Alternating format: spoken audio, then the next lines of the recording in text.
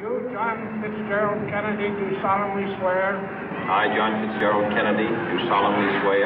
That you will faithfully execute the office of President of the United States. That I will faithfully execute the office of President of the United States. And will, to the best of your ability. And will, to the best of my ability. Preserve, protect, and defend the Constitution of the United States. Preserve, protect, and defend the Constitution of the United States. So help you God. So help me God.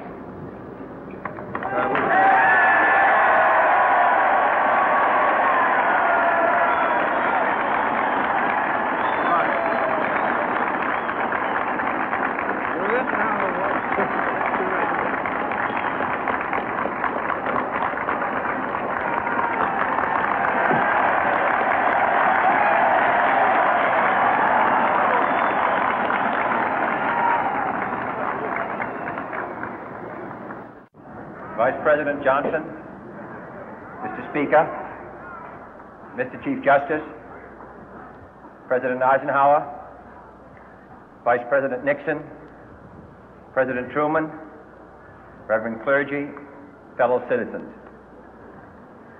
We observe today not a victory of party, but a celebration of freedom, symbolizing an end as well as a beginning, signifying renewal as well as change.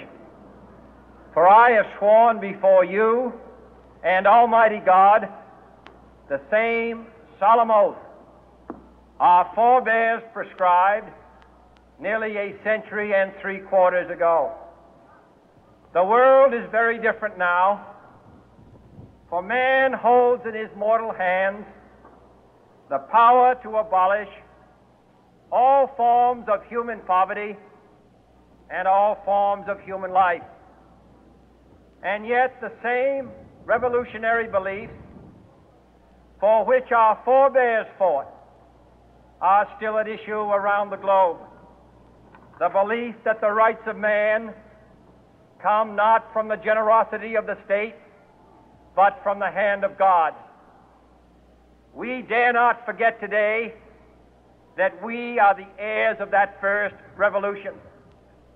Let the word go forth from this time and place to friend and foe alike that the torch has been passed to a new generation of Americans born in this century, tempered by war, disciplined by a hard and bitter peace, proud of our ancient heritage, and unwilling to witness or permit the slow undoing of those human rights to which this nation has always been committed and to which we are committed today at home and around the world.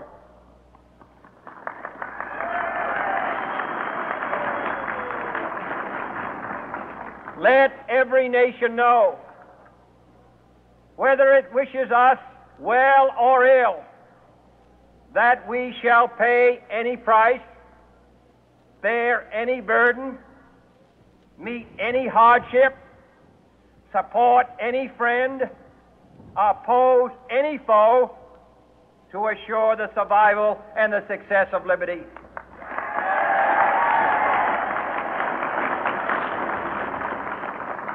This much we pledge and more.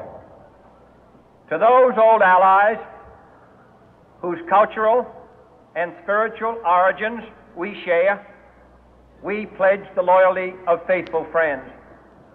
United, there is little we cannot do in a host of cooperative ventures. Divided, there is little we can do, for we dare not meet a powerful challenge at odds and split asunder. To those new states whom we welcome to the ranks of the free, we pledge our word that one form of colonial control shall not have passed away merely to be replaced by a far more iron tyranny. We shall not always expect to find them supporting our view, but we shall always hope to find them strongly supporting their own freedom, and to remember that in the past, those who foolishly sought power by riding the back of the tiger ended up inside.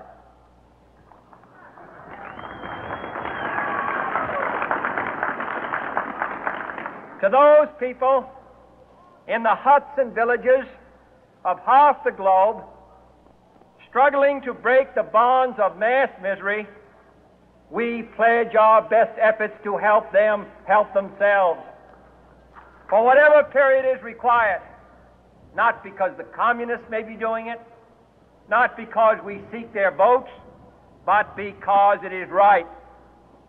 If a free society cannot help the many who are poor, it cannot save the few who are rich.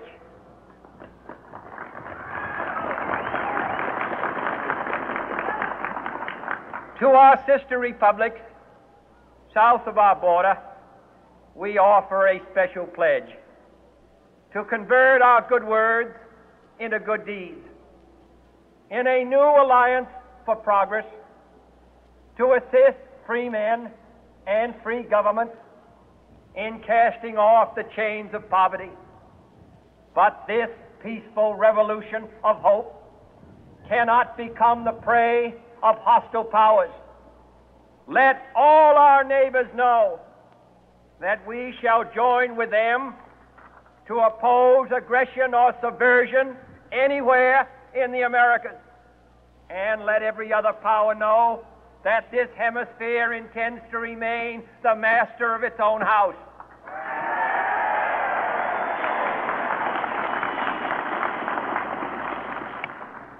To that World Assembly of Sovereign States, the United Nations, our last best hope, in an age where the instruments of war have far outpaced the instruments of peace, we renew our pledge of support to prevent it from becoming merely a forum for invective, to strengthen its shield of the new and the weak, and to enlarge the area in which its writ may run. Finally, to those nations who would make themselves our adversary, we offer not a pledge, but a request that both sides begin anew the quest for peace. Before the dark powers of destruction, unleashed by science, engulf all humanity in planned or accidental self-destruction, we dare not tempt them with weakness, for only when our arms are sufficient beyond doubt can we be certain beyond doubt that they will never be employed. But neither can two great and powerful groups of nations take comfort from our present course, both sides overburdened by the cost of modern weapons, both rightly alarmed by the steady spread of the deadly atom, yet both racing to alter that uncertain balance of terror that stays the hand of mankind's final war. So let us begin anew, remembering on both sides that civility is not a sign of weakness, and sincerity is always subject to proof.